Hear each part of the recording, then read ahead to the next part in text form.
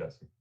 All right, I would like to call the Planning Commission meeting of Monday, December 13th, 2021 to order, and at 6:31 on my clock. And let's see, we'll do a Pledge of Allegiance. And let's see, Mark, would you like to lead us in the pledge tonight? Sure. Thanks. I pledge allegiance to the flag of the United States of America and to the republic for which it stands, one nation, under God, indivisible, with liberty and justice for all. Great, thank you. All right, let's see, Jackie for the roll. Hi, Chair. It's actually Erica filling in for Jackie today. Oh, hi, Erica. Thank you. Go ahead. Hello. Okay. Roll call. Chairman Qualiter. I'm here. Vice Chair Liu. I'm here. Commissioner Juarez. Here. Commissioner Mamda Purkar.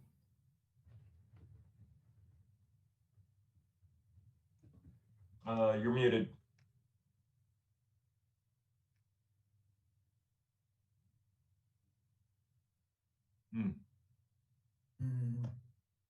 Okay.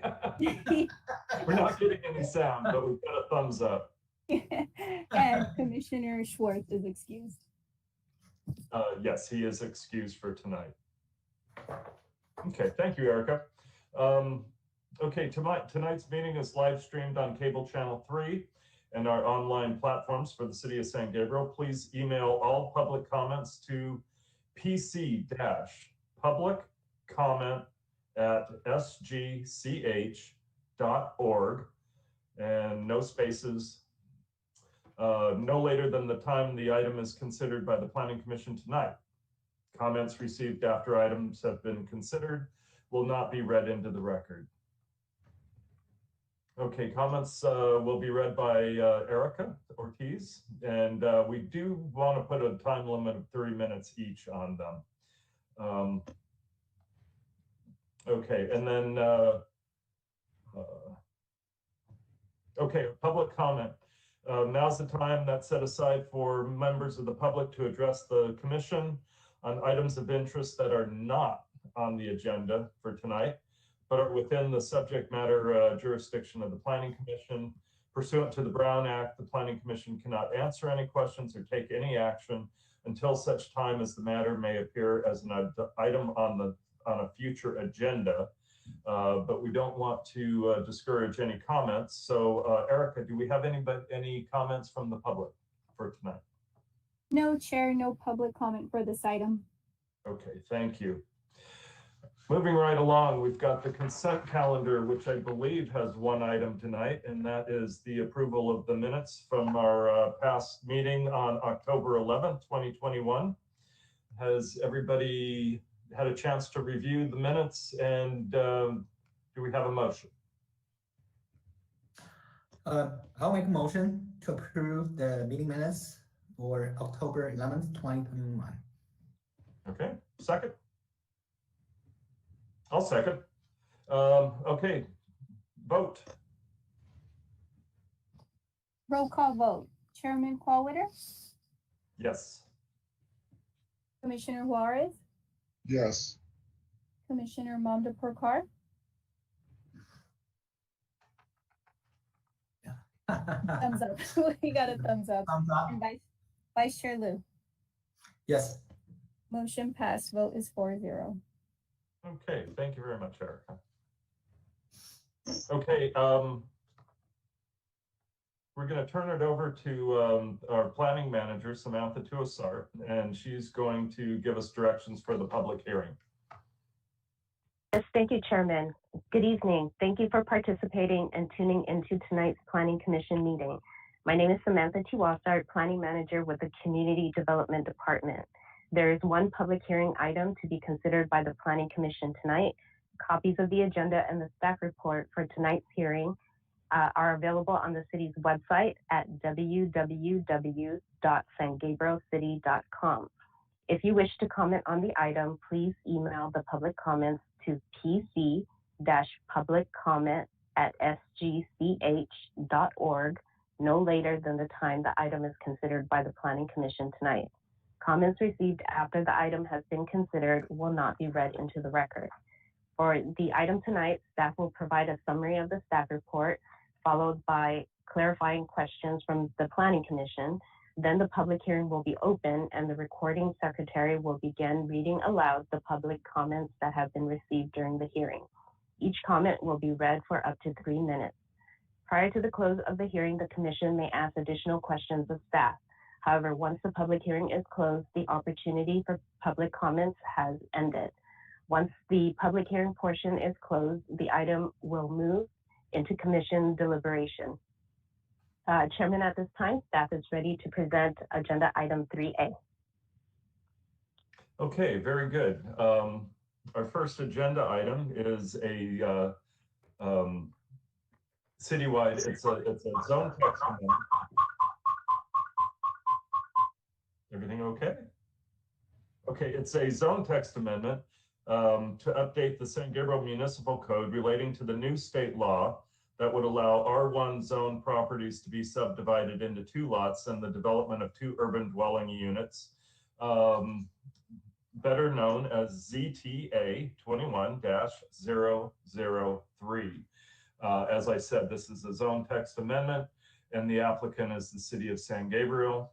And I believe Associate Planner Anthony Alvarado will be on deck tonight. Thank you, Chairman Porter. Good evening, Chairman, Vice Chair, and Planning Commissioners. My name is Anthony Alvarado. I'm the Associate Planner in the Planning Division. So the only public hearing item we have for you tonight is for a proposed zone text amendment regarding new Senate Bill 9 that pertains to the development of urban dwelling units and urban lot splits in single-family zone properties. The case number is ETA 21-003. Can I go to slide number 2, please?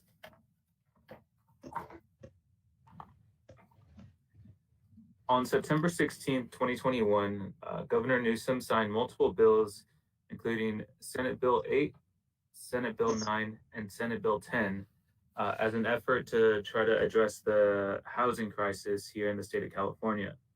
The 3 bills would take effect beginning January 1st, 2022. The most controversial of the 3, however, is Senate Bill 9, SB 9, which would allow for the development of urban dwelling units or urban lot splits in single-family zone properties. Slide number 3, please. On October 19, 2021, staff presented a staff report to the City Council at the regularly scheduled City Council meeting, summarizing the language of the 3 bills. It was at that meeting that City Council provided staff with the direction to work on an urgency ordinance regarding the new provisions of SB 9 that would take effect beginning next year, and to also work on developing the objective development standards. Slide number 4, please. This slide outlines the requirements that must be allowed for urban dwelling units according to the new state law. This would include that urban dwelling units are allowed on single-family residential zones with an allowance of up to 2 units per lot. ADUs and junior ADUs could be counted towards this 2-unit allowance. Minimum side and rear yard setbacks cannot be more than 4 feet, except for existing permitted structures where a setback cannot be required by the city. Additionally, only 1 parking space may be required for the units if they do not meet certain exemptions outlined in the state law, the similar exemptions to the ADU language. There's also provisions that would restrict demolition of certain certain structures on properties, such as a site that has been occupied by a tenant in the last 3 years, or if the property is located within a historical district. Also, there is language that does prohibit short-term rentals, so it would have to have a rental of at least 30 days, a duration of at least 30 days. Another important component of the state law is the requirement of ministerial review. Applications cannot go through a public hearing and must be reviewed administratively. Slide number 5, please. However, state law does allow for cities to develop objective development standards that the staff can use when they're reviewing these types of projects. This slide provides a list of some of those requirements or standards that we would like to impose in the upcoming ordinance, such as restricting the maximum size to a max of 800 square feet and a minimum size of at least 500 square feet. Also similar to an ADU, we are going to limit the height to 16 feet and 1 story. However, in the case that an 800 square foot, 1 story urban dwelling unit cannot be built, a 2-story must be allowed, provided that they do provide 4-foot setbacks on the 2nd floor. A front yard setback of 20 feet is also required for the new units, and a 6-foot building separation if those units are detached. Similar to multifamily development, we are also providing the requirement for 400 square feet of open space per unit. Lastly, development should still look to retain the existing architectural style to better match the new development with the neighborhood context, the neighborhood compatibility. Slide number 6, please.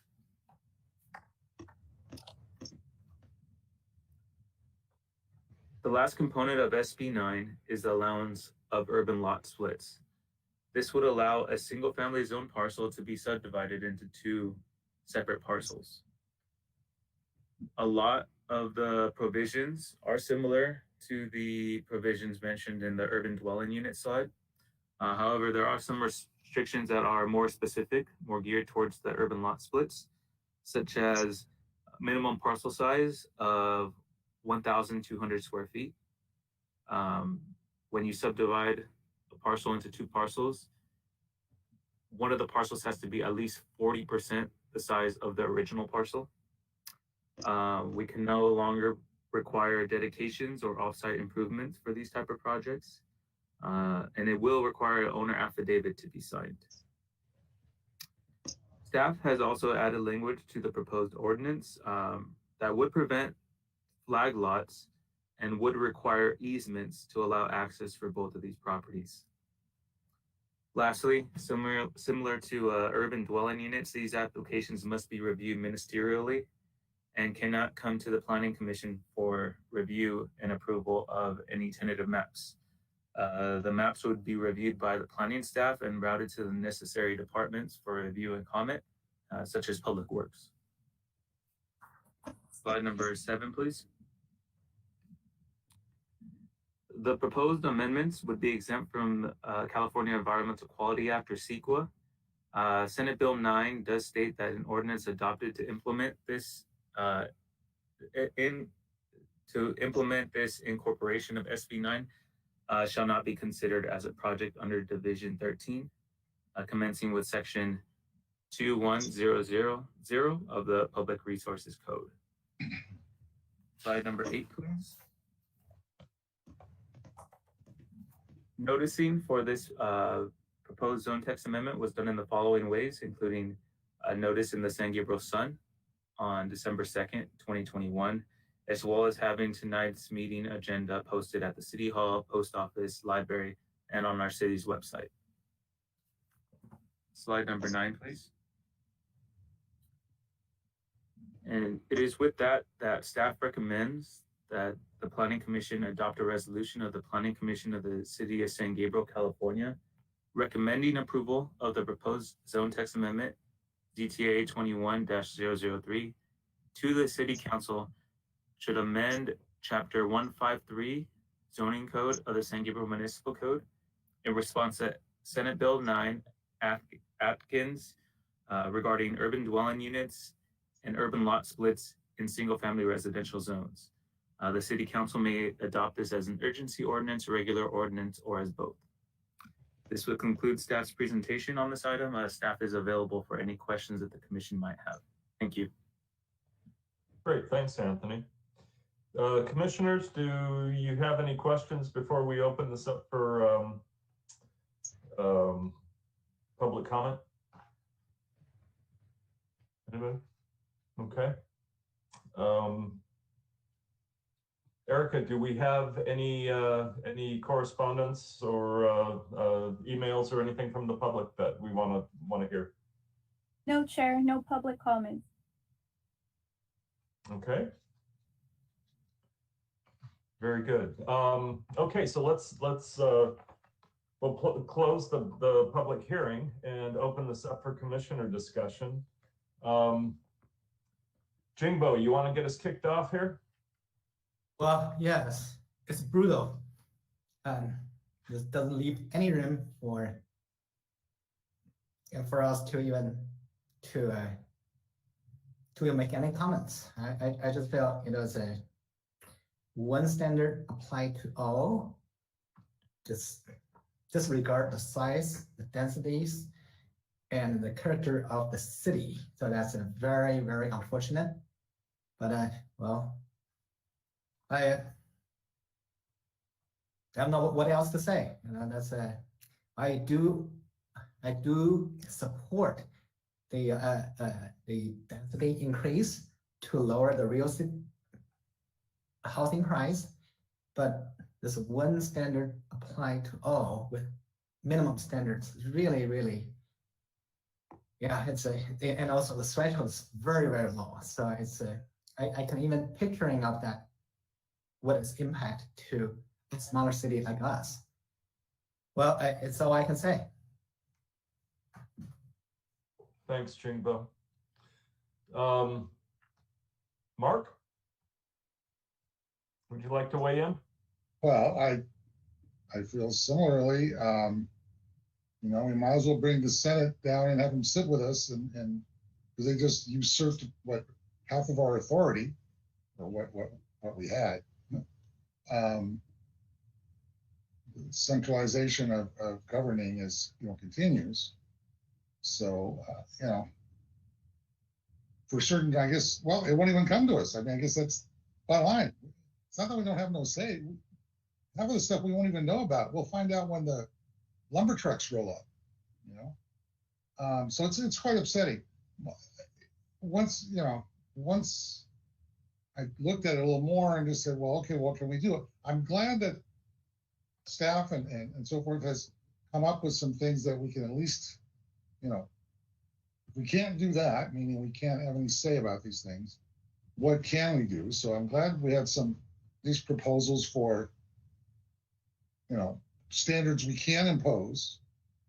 I have a question with regard to the urgency ordinance or regular ordinance. Does either of those make a difference in terms of, I know there are signatures being gathered to address I think all three of these Senate bills.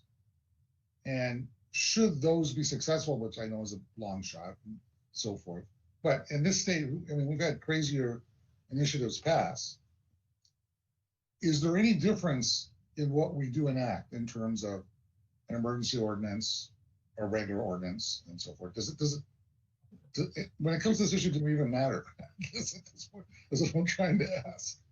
Right. Yeah. Thank you, Commissioner Juarez. Maybe I could take a stab at that first, and then Norma, if you don't mind jumping in afterwards if I miss anything. Will do. The reason for the urgency ordinance is because the urgency ordinance would take effect immediately if it was adopted by the city council. Regular ordinance would have to wait for the second reading, as well as 30 days for it to be implemented. So what we've had done before, similar to with the ADU ordinance, is we actually did both urgency and a regular ordinance. Urgency just so we could have something in effect as soon as possible. And go ahead, let me interrupt. Oh no, that was it. I was going to say for the other component of it, maybe if Norma wanted to jump in as far as what would happen if, anything got signed or for those three bills to be amended or removed. Yeah, I mean, I would just echo Anthony's comments as far as an urgency ordinance being able to take effect immediately, as opposed to having to go through the first reading and second reading process with the usual ordinance, given that the bill was signed in September and there really wasn't a lot of time for development and going through the typical public comment process. We're advising that we go the urgency ordinance route. It doesn't mean that it's our last stab at developing standards. It just means that we want to have something in place as close to January 1 as possible, which is when the bill takes effect. That doesn't mean we can't come back and make additional changes. With regard to the point about the initiative process and some of the pushback that's happening, I mean, certainly anything's possible. This will potentially work its way through the court, assuming there's some litigation, and so some of this will have to get worked out through the court process. But yes, I mean, I think certainly there has been a lot of pushback and tension between the state's impositions versus, what cities' rights are at the local level. So my question would be then, what motivation, why would we want to have this implemented sooner rather than later? Is there some implication if we didn't take the slower boat? Well, if we do nothing, the do nothing approach means I'm saying that the regular ordinance, which you said would have to go through the readings and the hearings and all that. I mean, that's a delay. But the implication of your comments is that there's some desirability to getting this enacted immediately. And I don't see that personally. And maybe there's something I don't know about. That's what I'm asking. Yeah, so what's in the ordinance that we're enacting are the development standards that set some parameters around projects that would come to the counter January. Well, in this case, I think it's going to council. What's the date, Anthony or Samantha? It would be January 18th. January 18th, right? So the idea would be to try to get objective standards in place as is allowed under SB 9 as soon as possible. Otherwise, if this isn't. Why? So what is it in San Gabriel's interest to enact an ordinance that is going to, that everyone has expressed a dislike for? So sooner? Why would we want to delay this to the last possible legal day? We don't want to get in trouble. If we do nothing, Commissioner Juarez, the law under SB 9 still takes effect January 1. So what we're doing. That's not my suggestion. Doing that, I thought one of our options was to take the regular ordinance route. And it was expressed that is slower than the emergency ordinance. So if I have to choose between emergency, I was king of San Gabriel, and I had to choose between emergency and regular. What is my motivation as wanting to do what's best for San Gabriel to do the quicker one? That's my question. Right, which what I'm trying to explain is by doing it, by taking the faster route, the urgency ordinance route, the city is able to put in place standards that would not otherwise be in place. So the only protection we would have are the parameters that are established through the bill. So if it's, so what we're doing by urgency is adding a layer of additional standards that constrain to the extent we can these projects. Okay, so tell me if I understand you correctly. that by getting some form of this ordinance in place, those mitigation standards, that list of mitigations would be in effect. That would be our motivation. That would be our motivation. That's Okay, correct. so that was my question. Okay, now, so if we did nothing, these other standards, the ones we don't like, would still be in effect. People could still operate on them. Is that a correct statement also? That's correct. So what we're trying to do, yes, thank you. Mitigation standards is a good way to frame it. So, and maybe Sam or Anthony can give a couple of examples of what could happen without the mitigation standards we're trying to implement by urgency ordinance versus not having anything in place. Yeah, actually, can I have Jess? Can you go to slide number 5? This might help to kind of answer the question a little bit. It should be the one showing the objective standard. Yeah. So this one, yeah, this would not be if we did not go the route of doing the urgency ordinance and we went the regular ordinance. It would allow for more days of Not having to do applicants to come in and provide something that we can't use these development standards on. So they could possibly propose a 2-story structure, even if they have enough room for a 1-story structure. We don't have anything for front yard setback, open space, or even I think one of the main things is to be able to retain the architectural style and the neighborhood context.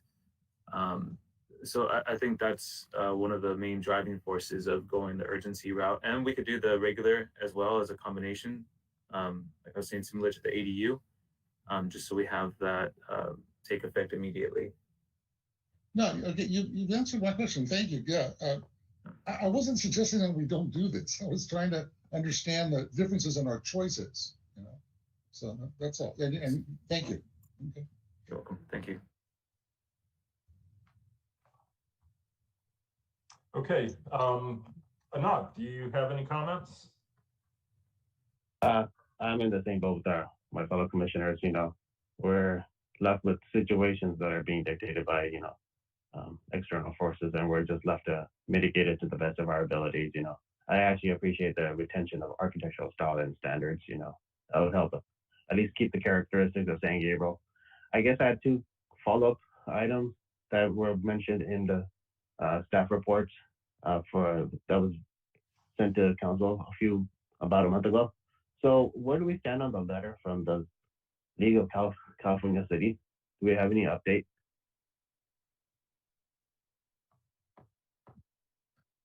Thank you, Commissioner Monteporcar. I don't think we have an update on it. I think it was a letter that was signed by multiple cities, just kind of, letting the state know that we, with other cities, did not agree to this and oppose this. But I think it was just to kind of inform them of that.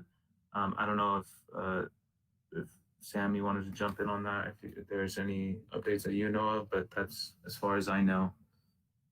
Yes, the only thing that I would add to that, Anthony, is the letters that were provided to the City Council was prior to the Senate bill being signed into law.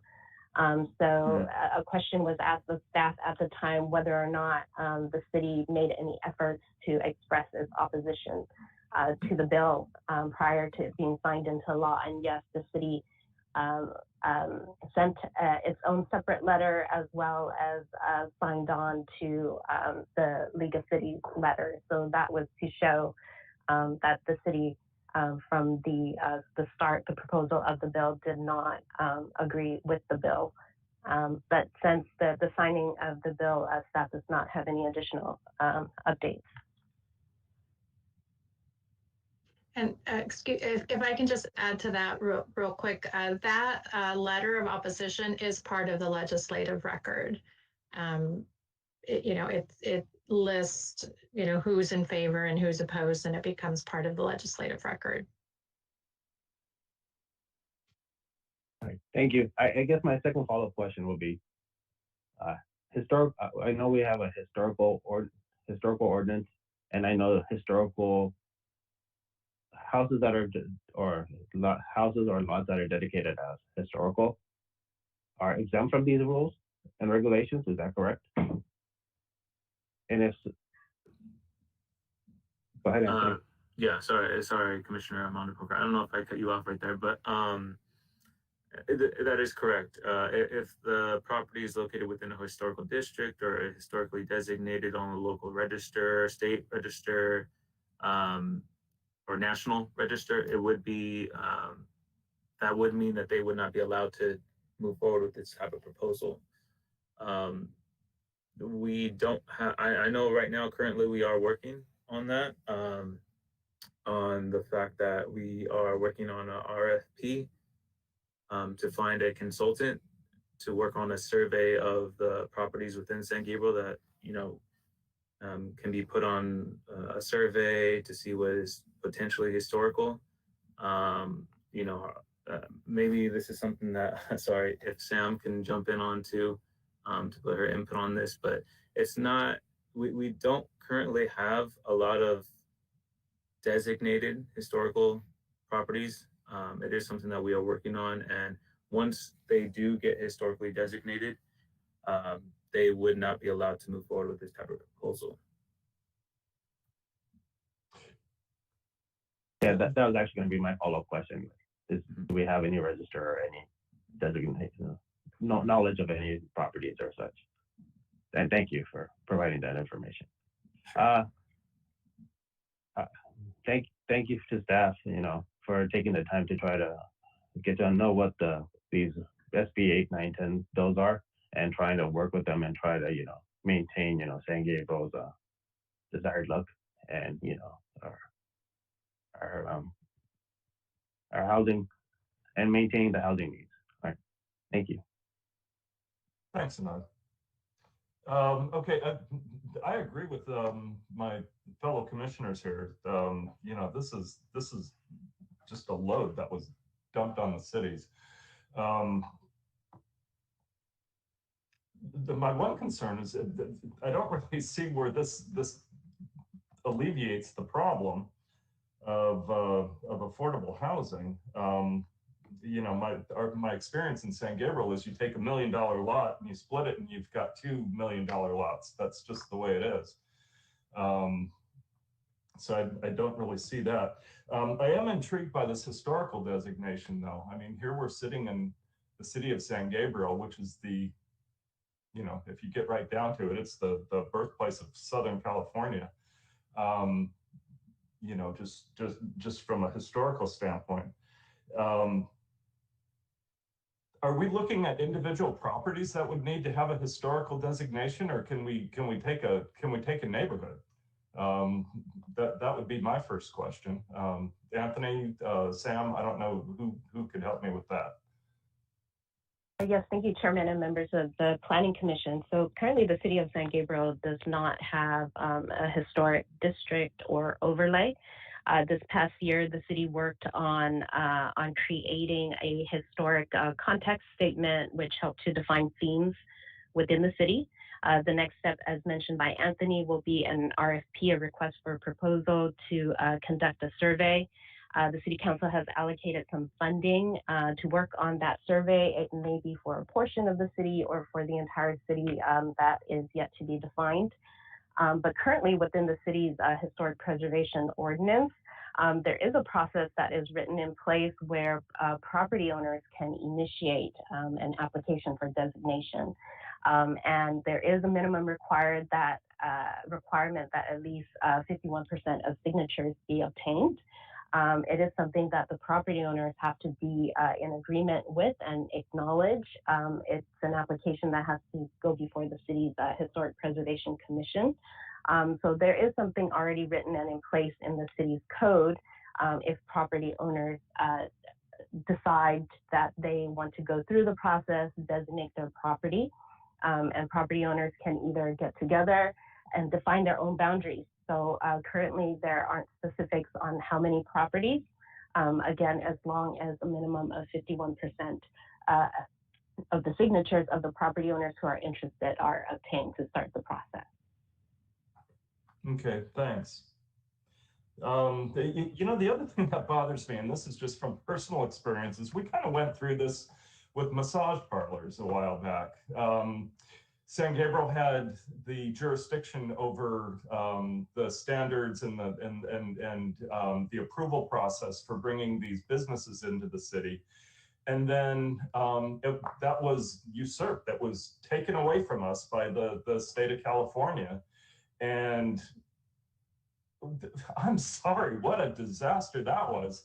And then trying to stuff all that back into the bag after they gave the jurisdiction back to the local communities. That was quite an undertaking on not only our part but the city council and members of the community. And I think we came up with some fair solutions. But there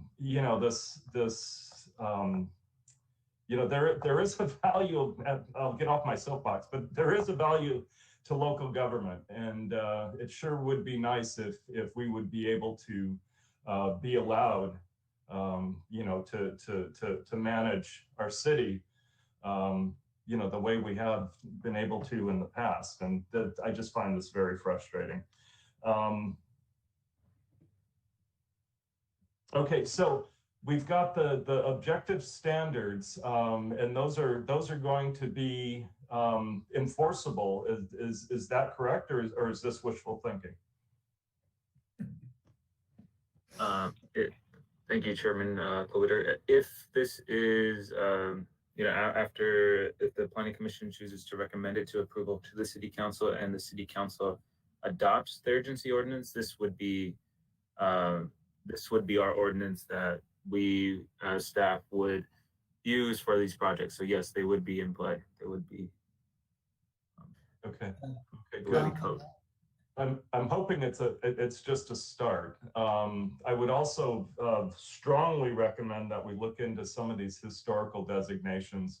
One of the beauties of San Gabriel is that it has very, very old established neighborhoods, and they have a look and a smell and everything to them, and I'd like to be able to retain that.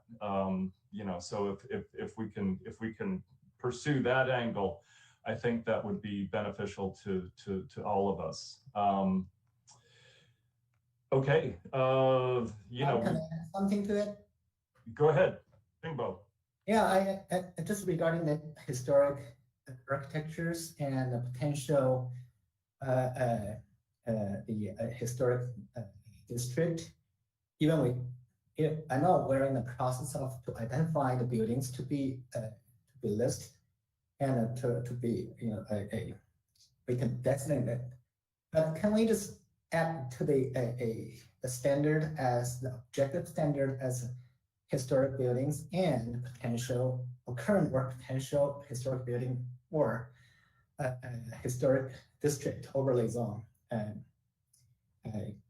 can be somehow carved out from this? This would certainly be the incentive to look at that, don't you think? Yeah. Well, also it will probably encourage the residents or neighborhood to really going after that, and also to speed up the designation process to evaluate the buildings, the historic buildings. Right.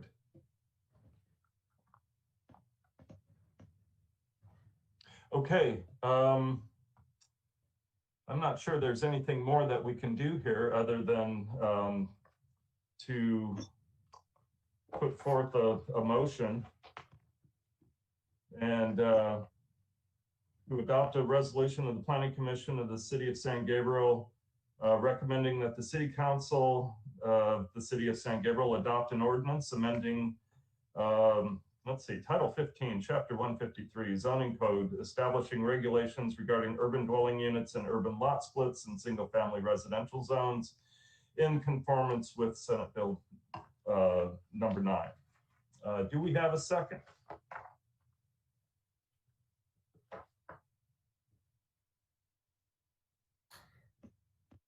Oh, I will second it. And And with the comments, if we can add emphasis on the historic buildings and potential historic overlay zones. As far as having our comments forwarded to the city council. Yes. Correct. Okay. Okay, we have a second. Everybody hold your nose and vote. Erica? Roll call vote. Chairman Clawwitter, Yes. Vice Chair Liu, Yes. Commissioner Juarez, Yes. Commissioner Momdapur-Carr. Yes. Motion passed. Vote is 4-0. Okay, thank you, Erica. And thank you, commissioners. Nobody ever promised us an easy job here. And boy, sometimes it's tougher than others. And tonight would certainly qualify. Okay, Samantha, do you actually, yeah, Samantha, do you have any updates or news or anything for us? Anything fun and exciting? Yes, Chairman and members of the Planning Commission, thank you. Staff does have a couple of housekeeping items and then a few updates on projects. First, with bittersweet sentiments to announce that Matt Chang, who was our senior planner, has now joined the city of South Pasadena as their new planning manager. So he is no longer a part of our team, and we definitely miss him. But the process has started to recruit for the position. And then also on the call this evening is Marlon Cervantes. He has joined the San Gabriel planning team as the city's new assistant planner. So we have a loss and we have a gain. And with projects, Blossom Market Hall they had their official grand opening this past Thursday, December 9th. So they are now open to the public and are in full operations. Also, the buildings that were formerly occupied by Mission 261 and Pizza Place, California, across the street from Blossom, they are continuing with their interior remodel work. Date of completion, staff anticipates to be sometime next year. Also, 704 Las Tunas at the southeast corner of Las Tunas and Mission. They should be completing their construction hopefully relatively soon. They have already submitted tenant improvement plans for one of their tenant spaces. So that is great news to see the progress on that building. Also 860 East Valley, 400 West Valley, the Curio Hotel, and 101 East Valley. The majority of the mixed-use developments, they are also all continuing with their construction work, and the date of their completion is also anticipated to be sometime next year. So staff is very optimistic about that. Also, the self-storage project on San Gabriel Boulevard that was approved earlier this year is currently in plan check, and 508 Las Tunas, which was recently approved by the Planning Commission and Design Review Commission, is preparing to submit their construction drawings. So they're moving forward with their project. And then starting January 2022, many of the housing related items will be coming before the Planning Commission, starting with the draft housing element, which has been released for public review and comments, and a hard copy has been provided to the Planning Commission. Also the city's annual housing report, as well as the introduction of an inclusionary housing ordinance, and updates to the city's existing density bonus ordinance will also be presented sometime mid-year of next year. And additionally, some general plan and zoning code amendments associated with the housing element update is also anticipated to come before the Planning Commission, and that will likely be more towards the end of the year. And so with that, staff would like to thank the Planning Commission for volunteering your time and for attending each meeting. And we wish the Planning Commission a safe and happy holiday. So thank you very much for your time at every meeting. This concludes staff's items. Well, likewise to you and your staff, Sam. We appreciate that. Commissioners, do you have any updates, any news, any questions that you'd like to bring forth? Nope. Okay. Let's see. Okay, so we're going to adjourn the Planning Commission meeting to the regular meeting on Monday, January 10th, and that's 2022. Actually, quick question: are we still going to be going virtual for a while, or what's the intent there, Samantha? So I can start, Chairman, and maybe if Norma would like to jump in at any point. But if the commission, if you notice at the first page of each agenda, there's reference to Assembly Bill 361. Is the finding that the City Council makes monthly, whether or not to continue virtually.